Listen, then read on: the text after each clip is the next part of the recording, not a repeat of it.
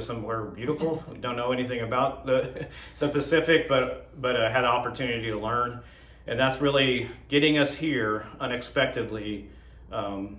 Was a key part of God's plan.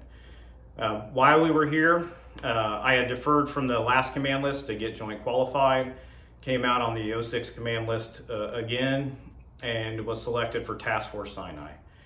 That was not my number one choice, but God's hand was in it again. Task Force Sinai is a deployed element in Egypt, and in order to deploy in the Army or any of your service, you have to do your Soldier Readiness Processing, or SRP. And that played a critical role in making sure that I had my medical, legal, wills, all the things that everybody goes through when they deploy, up to date, even before we found out about this diagnosis. The Army, and I think the medical community in general, we came here, I was 47-ish, I'm 49 and a half now. They changed the age for your first colonoscopy screening from 50 to 45. So I was basically past due. And for those that don't know, my mom was diagnosed with pancreatic cancer. March of 24. March of 24, so about a year and a half ago. Actually, after visiting us here in Hawaii. And then she had her procedure, surgery, getting ready for a clinical trial. And because of those extra screenings when she was eligible at the time, they actually found out that she was stage 4. It had metastasized to her lungs. And she's been terminal for like the last year. They basically gave her 10 to 12 months. That was added emphasis for me, along with Amber encouraging me to start doing colonoscopies, and I did my first in December of 2023 here at Queens Medical Center, which is a local hospital. And I had the same provider, which is good. Although I was referred off post, I had the same provider that ended up doing all 3 of the ones that I had and catching this cancer early. In December of 23, they found out I had multiple polyps, and one of them was relatively large. So he wasn't able to remove it all, and he gave me the only second tattoo I've had inside my body, so he could go back and get it 6 months later. So in July of 24, when again he was able to remove it, and then because of the nature of what he was seeing, although they were non-cancerous at the time, he wanted to ensure that I was getting them every year. I said, sure, yeah, that'll happen. But I also had just come out on the command list for Sinai, so I needed to start my SRP process in the following spring, which I ended up doing at the end of April, which is where another individual that doing the right thing and enforcing standards was key in the role of me getting my 3rd colonoscopy. The PA that was part of the screening process identified that I had sleep apnea, and I had just done a sleep study, and forced me to go through the process of getting the CPAP.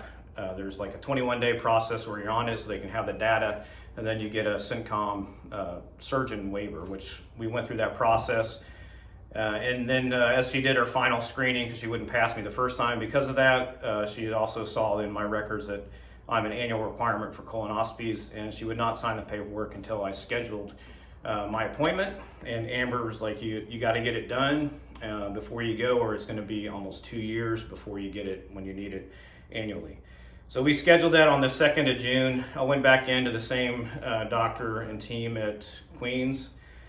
He went back to the tattoo because he remembered where it was, and he was able to identify it. He saw one in the close vicinity, removed that. He didn't think anything of it, but after removing that, he was up near my appendix and saw something protruding out of the appendix.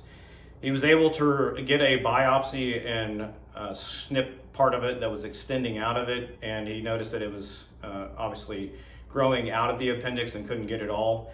And then on the 4th of June, he called me and let me know that the initial biopsy of that sample, he was diagnosing me with signet ring cell appendiceal cancer, which is also a very rare form of cancer. If you're going on an appendiceal scale of rarity and severity, you have your traditional appendix cancer, and then it goes a high risk one, and then signet ring cell, and then goblet cell being the most rare. And signet ring and goblet cell have similar cellular level properties, and it's hard to identify, especially in early stages, which it is, especially if it's an ill-defined tumor. In the process of me SRPing, I had been finalized. I had already been out processed, was no longer assigned to an actual unit here in Hawaii. I was getting ready to fly to take command. We had already coordinated for tickets. So I honestly didn't know what to do. And talking to Amber, praying about it, is like, the only place I know to go is the clinic I was being seen at Tripler. We walked in on the 5th of June. I walked up to one of the secretaries and let her know that I don't have an appointment, but I just found out last night that I was diagnosed with cancer and I need to please let me see somebody. And she was awesome. She got me scheduled at 9 o'clock that morning, so we came back and they immediately started essentially triaging me with one of the residents and the team there in the internal medicine clinic, stamping my case urgent and quickly moving me through the process of getting labs, CT scan, so I could meet with a colon cancer specialist that worked here. The 6th of June, we got the CT scan with contrast. That was also Lily's graduation. So at this point throughout this week, Amber and I chose to keep the diagnosis to ourselves so we could protect Lily's graduation experience. And then they knew something was up, and the night after the graduation party, we sat them down, talked to them. The following day, Saturday the 7th, we talked with all of our close family and friends to let them know before we went public, and letting the world know on Facebook, obviously. It went pretty rapid after that. At least it felt really fast for me, and it was hard, obviously, to process when you had plans and you thought you were going to command. HRC was very receptive. I mean, they were reaching around the world to COMO reps at different locations. Quickly were able to delete my orders for deployment, work me through the process of reassigning me, at least temporarily for 6 months, back to INDOPACOM in an open slot. My old boss, Ken, which is an amazing human being, along with the Army element commander, in the middle of a major exercise, which was one of the biggest graded events for INDOPACOM, immediately jumped to help me. I didn't even have access to a work computer or my Army account, and I was literally combing through old emails to try to get contact information to get a hold of him and the Army element commander. And they both, even in the exercise, quickly moved to support our family and get me reassigned to INDOPACOM while we try to figure this out and get through the initial stages of assessing the situation and then determining the way ahead. So the Army reassigned me through December initially, and then we ended up having to adjust again after surgery. On the 9th, we met back with the colon cancer surgeon team. Weird situation there. She was in the process of out processing and retiring, but she supported our ability to get a second opinion.